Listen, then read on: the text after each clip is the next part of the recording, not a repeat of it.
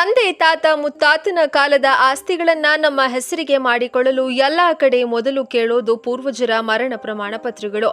ಆಗಿನ ಕಾಲದಲ್ಲಿ ಜನನ ಪ್ರಮಾಣ ಪತ್ರಗಳು ಇರಲಿಲ್ಲ ಹಾಗೂ ಮರಣ ಪ್ರಮಾಣ ಪತ್ರಗಳು ಕೂಡ ಇರಲಿಲ್ಲ. ಅಂತಹ ಕಾಲದಲ್ಲಿ ತೀರಿ ಹೋಗಿರುವ ಅನೇಕ ಪೂರ್ವಜರ ಹೆಸರಿನಲ್ಲಿ ಇನ್ನೂ ಕೂಡ ಜಮೀನು, ಮನೆ, ಪ್ಲಾಟ್ ಹೀಗೆ ಅನೇಕ ರೀತಿಯ ಆಸ್ತಿಗಳು ಉಳಿದುಕೊಂಡಿವೆ. ಇತ್ತೀಚೆಗೆ ಅವರ ಮುಂದಿನ ವಂಶ ಪಾರಂಪರ್ಯವಾಗಿ ಬಂದಿರುವಂತಹ ಆಸ್ತಿಯನ್ನ ಪ್ರಸ್ತುತ ವಾರಸುದಾರರು ತಮ್ಮ ಹೆಸರಿಗೆ ಮಾಡಿಕೊಳ್ಳಲು ಬಯಸುತ್ತಿದ್ದರೆ ದಾಖಲೆಗಳ ಅಗತ್ಯವಿರುತ್ತದೆ.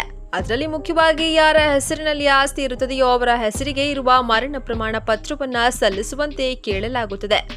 ಆದರೆ ಮರಣ ಪ್ರಮಾಣ ಪತ್ರವನ್ನ ಪಡೆದುಕೊಳ್ಳಲು ಅವರ ಹೆಸರಿನಲ್ಲಿ ಇರುವ ಯಾವುದಾದ್ರೂ ಸರ್ಕಾರ ವಿತರಣೆ ಮಾಡಿರುವ ಐಡೆಂಟಿಟಿ ಕಾರ್ಡ್ ಅಂದ್ರೆ ಗುರುತಿನ ಚೀಟಿಯನ್ನ ಕೇಳಲಾಗುತ್ತದೆ.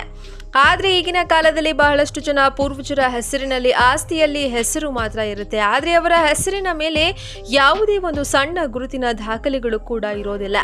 ಅಂತಹ ಸ್ಥಿತಿಯಲ್ಲಿ ಈಗಿರುವಂತಹ ಆಸ್ತಿಯ ಮುಂದಿನ ವಾರಸುದಾರರಾಗಿರುವ ಮೊಮ್ಮಕ್ಕಳು ತಮ್ಮ ಹೆಸರಿಗೆ ಹೇಗೆ ವರ್ಗಾವಣೆ ಮಾಡಿಕೊಳ್ಳಬೇಕು ಎನ್ನುವುದೇ ದೊಡ್ಡ ಚಿಂತೆಯಾಗಿದೆ.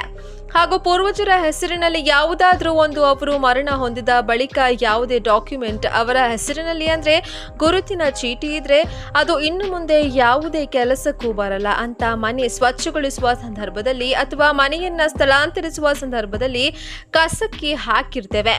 ಹೀಗೆ ಯಾವುದೇ ನೂರಾರು ಕಾರಣಗಳಿಗಾಗಿ ಪೂರ್ವಜರ ಆಸ್ತಿಯನ್ನ ಯಾವುದೇ ದಾಖಲೆಗಳು ಇಲ್ಲದೆ ನಮ್ಮ ಹೆಸರಿಗೆ ಹೇಗೆ ವರ್ಗಾವಣೆ ಮಾಡಿಕೊಳ್ಳಬಹುದು ಮತ್ತು ಅವರ ಹೆಸರಿನಲ್ಲಿ ಯಾವುದೇ ಮರಣ ಪ್ರಮಾಣ ಪತ್ರ ಇಲ್ಲದಿದ್ರೂ ಕೂಡ ಆಸ್ತಿಗೆ ಯಾವ ರೀತಿಯಾಗಿ ನಾವು ಹಕ್ಕನ್ನ ಹೊಂದಬಹುದು ಎನ್ನುವ ಕುರಿತು ಈ ವಿಡಿಯೋದಲ್ಲಿ ಕಂಪ್ಲೀಟ್ ಆಗಿ ವಿವರಣೆಯನ್ನ ನೀಡಲಾಗಿದ್ದು, ತಪ್ಪದೇ ವಿಡಿಯೋವನ್ನ ಕೊನೆಯವರೆಗೂ ನೋಡಿ. ನೀವು ಕೂಡ ನಿಮ್ಮ ಆಸ್ತಿಯನ್ನ ನಿಮ್ಮ ತಂದೆ ತಾತ ಮುತ್ತಾತ ಅಥವಾ ಅಜ್ಜ ಅಜ್ಜಿಯರ ಹೆಸರಿನಲ್ಲಿ ಎಂದಿಗೂ ಕೂಡ ಅವರ ಹೆಸರಿನಲ್ಲೇ ಇದ್ರೆ ಅದನ್ನ ಹೇಗೆ ನಿಮ್ಮ ಹೆಸರಿಗೆ ವರ್ಗಾವಣೆ ಮಾಡಿಕೊಳ್ಬೇಕು ಎನ್ನುವ ಕುರಿತು ಮಾಹಿತಿಯನ್ನ ನೀಡಲಾಗ್ತಾ ಇರೋದು.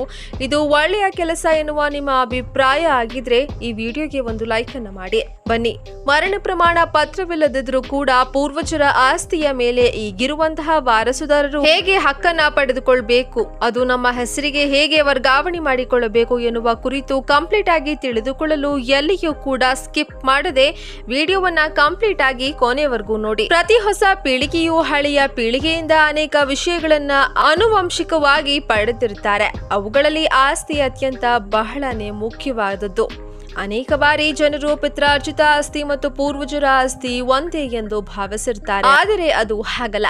ಅಜ್ಜ ಅಜ್ಜಿಯಿಂದ ಪಡೆದಿರುವಂತಹ ಯಾವುದೇ ವಸ್ತುವನ್ನ ಪೂರ್ವಜರು ಎಂದು ಕರೆಯಲಾಗುತ್ತೆ. ಇದು ಹೆಚ್ಚಿನ ಮಟ್ಟಿಗೆ ಸತ್ಯ, ಆದ್ರೆ ಇವೆರಡರ ನಡುವೆ ಒಂದು ವ್ಯತ್ಯಾಸವಿದೆ.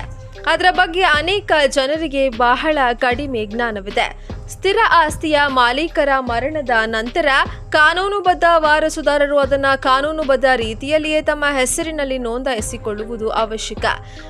ಆಸ್ತಿಗೆ ಸಂಬಂಧಿಸಿದ ಹಕ್ಕುಗಳು ಮತ್ತು ಹಕ್ಕುಗಳಿಗೆ ಸಂಬಂಧಿಸಿದ ಕಾನೂನು ತಿಳುವಳಿಕೆ ಮತ್ತು ನಿಯಮಗಳ ಬಗ್ಗೆ ಜನರಿಗೆ ಬಹಳ ಕಡಿಮೆ ಜ್ಞಾನವಿರುತ್ತೆ. ಆದ್ರಿಂದ ಆಸ್ತಿಗೆ ಸಂಬಂಧಿಸಿದ ನಿಯಮಗಳು, ನಿಮ್ಮ ಹಕ್ಕುಗಳ ಬಗ್ಗೆ, ವಿಶೇಷವಾಗಿ ಪಿತ್ರಾರ್ಜಿತ ಆಸ್ತಿಯ ಬಗ್ಗೆ ಸರಿಯಾದ ಜ್ಞಾನವನ್ನ ಹೊಂದಿರೋದು ಬಹಳನೇ ಮುಖ್ಯ. ಪೂರ್ವಜರ ಆಸ್ತಿಯನ್ನ ಹೇಗೆ ವರ್ಗಾಯಿಸಲಾಗುತ್ತೆ?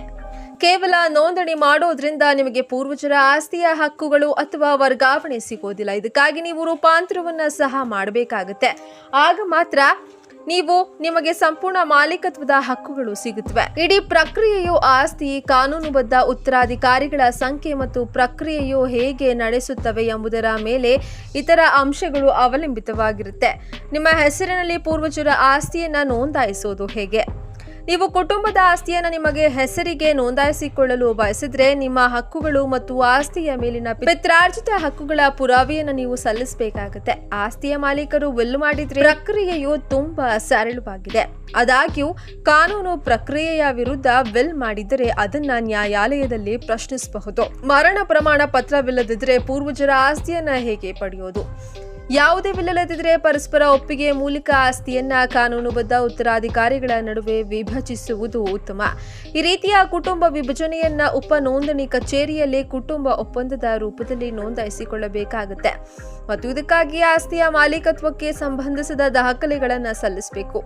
ಅದೇ ಸಮಯದಲ್ಲಿ ವಿಲ್ ಮಾಡದಿದ್ರೆ ಎಲ್ಲ ಕಾನೂನುಬದ್ಧ ಉತ್ತರಾಧಿಕಾರಿಗಳು ಅಥವಾ ಉತ್ತರಾಧಿಕಾರಿಗಳಿಂದ ನಿರಾಕ್ಷೇಪಣೆ ಪ್ರಮಾಣ ಪತ್ರದೊಂದಿಗೆ ಅಫಿಡವಿಟ್ ಅನ್ನ ಸಿದ್ಧಪಡಿಸಬೇಕು.